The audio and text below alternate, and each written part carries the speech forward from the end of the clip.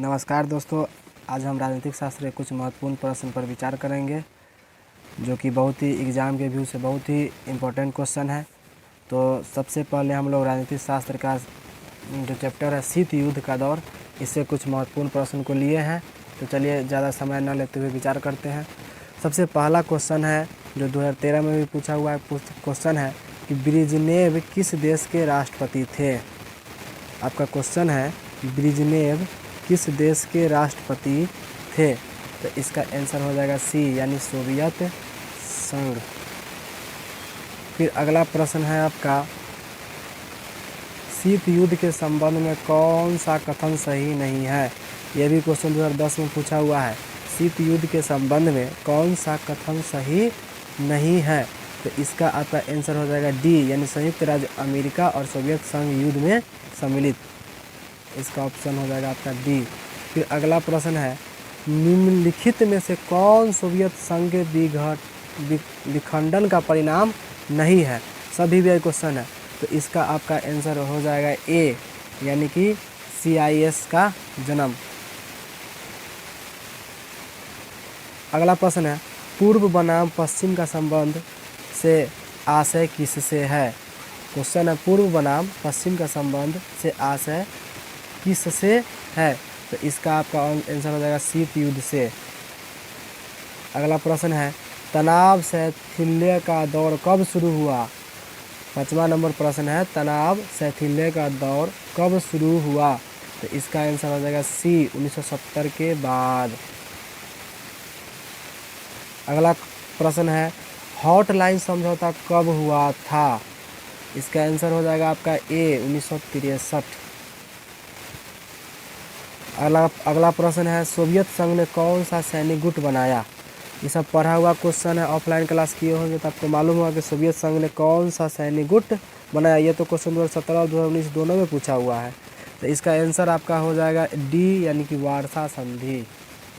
D Warsaw संधि। अगला question है आपका किस गुट निरपेक्ष सम्मेलन में नई अंतर्राष्ट्रीय आर्थिक व्यवस्था स्थापित करने का प्रस्ताव पास किया गया। क्वेश्चन पढ़ लीजिए एक बार अच्छा से। इसका आपका आंसर हो जाएगा सी। क्वेश्चन देख लीजिए।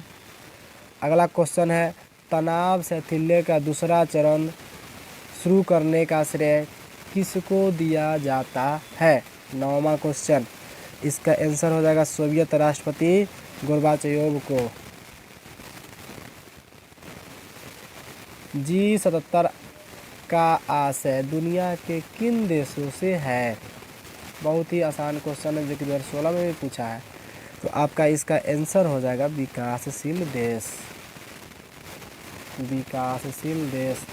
फिर अगला प्रश्न है पाकिस्तान के किस अमेरिकी सैनिक गुट में शामिल होने पर नेहरू ने तीखी आलोचना की। तो इसका आंसर हो जाएगा सी सीटो। अगला प्रश्न संयुक्त राष्ट्र का व्यापार व विकास सम्मेलन कब स्थापित हुआ। क्वेश्चन देख लीजिए एक बार अच्छा से। संयुक्त राष्ट्र का व्यापार व विकास सम्मेलन कब स्थापित हुआ यानी कि 1964। इसका आंसर हो जाएगा सी। अगला प्रश्न है आपका ये कौन क्वेश्चन आ गया भाई। आपका अगला प्रश्न है किस देश ने सबसे पहले समाजवादी राष्ट्रकुल छोड़ा। इसका आंसर हो जाएगा यूगोस्लाविया। इसका आंसर हो जाएगा यूगोस्लाविया। क्वेश्चन ठीक से देख लीजिए।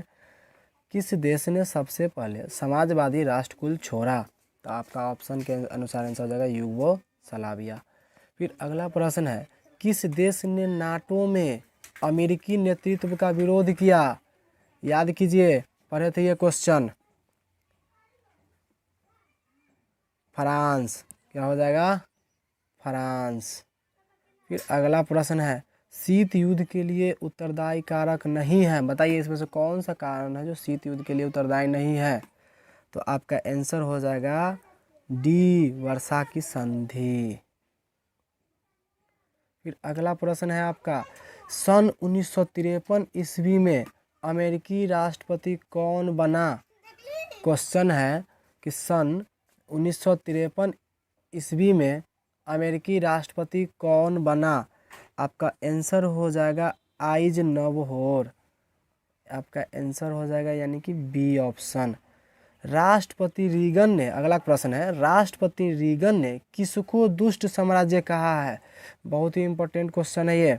राष्ट्रपति रीगन ने किसको दुष्ट साम्राज्य कहा है? सोवियत संघ को, सोवियत संघ को। अगला प्रश्न है आपका, निम्नलिखित में से कौन सत्य है? बताइए, पढ़िए, हर एक लाइन को पढ़िए और आंसर दीजिए। निम्नलिखित में से कौन सत्य है? इसका आंसर ए, इसका आंसर हो जाएगा ए। फिर अगला प्रश्न है आपका 19 नंबर, निम्नलिखित में कौन सा कथन सत्य है? लाइन को फिर से पढ़िए, हर एक ऑप्शन को पढ़िए। तो ये भी सही है, ये भी सही है। इसका ऑप्शन डी हो जाएगा। पढ़ लीजिएगा अच्छा से क्वेश्चन को और फिर उसका ऑप्शन को। अगला प्रश्न है 20 नंबर, गुट निरपेक्ष देश का शिखर सम्मेलन नई दिल्ली में कब आयोजित किया गया था? बताइए, गुट निरपेक्ष देशों का शिखर सम्मेलन नई दिल्ली में कब आयोजित किया गया था? बी, इसका ऑप्शन हो जाएगा 1983। 21 नंबर प्रश्न है, परमाणु अप्रसार संधि पर किस राज्य ने हस्ताक्षर नहीं किए? ये भी पढ़ा हुआ क्वेश्चन है। बताइए, एकदम हल्का क्वेश्चन है। उसका तो सबसे पहले हम लोग जहाँ रहते हैं मार दीजिए टिक, भारत। सोवियत व्यवस्था के निर्माता में निम्नलिखित में से किसको महत्व नहीं दिया गया है? ये भी पढ़ा हुआ क्वेश्चन है। बताइए, 22 नंबर क्वेश्चन, इसका आंसर हो जाएगा निजी संपत्ति की समाप्ति। अगला प्रश्न है, वर्षा संधि किस देश का सैन्य गुट था? तो ये जानबे करते हैं किस देश का था। हाँ, सोवियत संघ, सोवियत संघ। अगला प्रश्न है, किस विचारक ने युद्ध को क्रूर अनिवार्यता कहा है? क्वेश्चन 2021 में पूछा हुआ है। इसका आंसर हो जाएगा आपका डी, ग्रीन। आपका ऑप्शन, अगला क्वेश्चन है जो 2021 में ही पूछा है, किसने कहा कि राजनीतिक मूल्यों का प्राधिकृत विनिधान है जो किसी समाज में बाध्यकारी होते हैं? बताइए तो कौन से व्यक्ति थे? कौन से व्यक्ति थे? आपका आंसर हो जाएगा बी, डेविड ईस्टन। अगला प्रश्न है, प्राचीन युग में राज्य का क्या रूप था? 26 नंबर प्रश्न है, प्राचीन युग में राज्य क्या रूप था?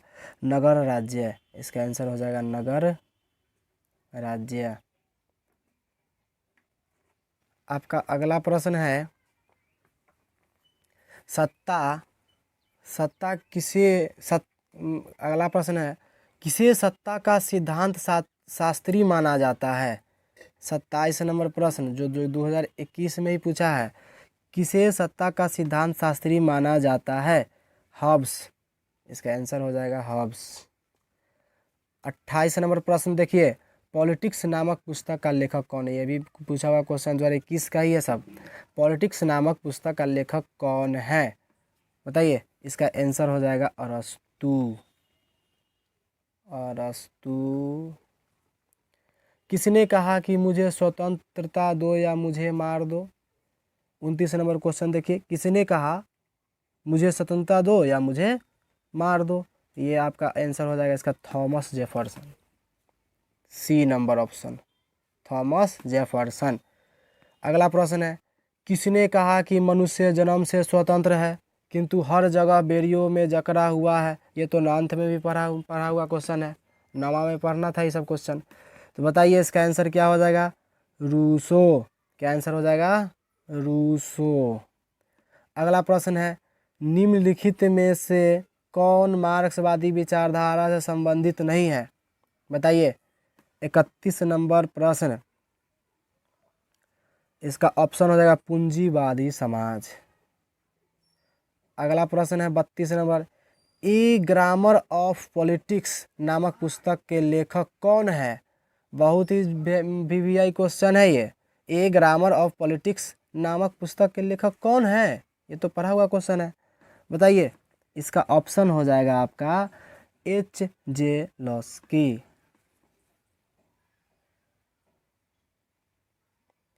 भौतिक समानता का अर्थ है, भौतिक समानता का अर्थ है सी, वितरणात्मक समानता। इसका ऑप्शन सी हो जाएगा, 33 का सी। अगला प्रश्न है, किस सिद्धांत के अनुसार वर्गहीन समाज में न्याय उपलब्ध हो सकता है? प्रश्न है, किस सिद्धांत के अनुसार वर्गहीन समाज में ही न्याय उपलब्ध हो सकता है? तो आपका आंसर हो जाएगा बी, मार्क्सवादी। अगला प्रश्न है, किसने कहा कि कानून के बल के बिना अधिकार एक शब्द की तरह है जिसे मनुष्य की कभी सुरक्षा नहीं हो सकती? ये भी 2021 में पूछा हुआ क्वेश्चन है। तो आपका आंसर हो जाएगा Thomas Hobbes, B number option. 36 number प्रश्न है, अधिकारों की सामाजिक उपयोगिता का सिद्धांत किसने दिया था? अधिकारों की सामाजिक उपयोगिता का सिद्धांत किसने दिया था? H.J. Laski, D option. अगला प्रश्न है, एक मिनट, अगला प्रश्न है, अधिग्रहण युक्त व्यक्तिवाद की अवधारणा किसके चिंतन में निहित है?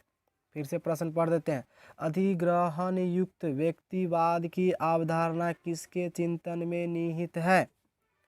इसका आंसर हो जाएगा आपका हॉबस और लॉक, यानी कि सी ऑप्शन। अगला 38 नंबर प्रश्न है आपका, नागरिक गणतंत्रवाद का सूत्र किसने दिया था, यानी प्रतिपादित किया? बताइए। अरस्तू।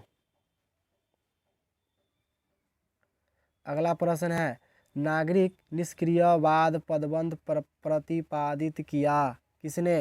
ये भी पूछा, सब पूछा हुआ क्वेश्चन है, सब VVI क्वेश्चन, इसको रटिए लीजिएगा आप। प्रश्न है आपका, नागरिक निष्क्रियवाद का पदबंध प्रतिपादित किया? बताइए आंसर। जुर्गेन हेबरमास ने।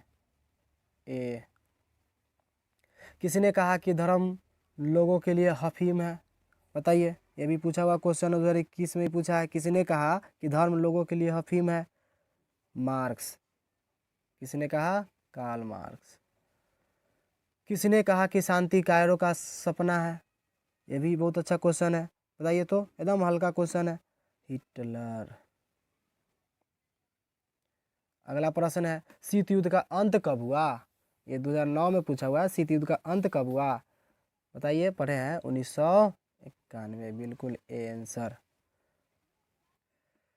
तो शीत युद्ध का दौर से इतना ही प्रश्न था जो बहुत ही महत्वपूर्ण था, इसको आप याद कर लीजिए, रट लीजिए।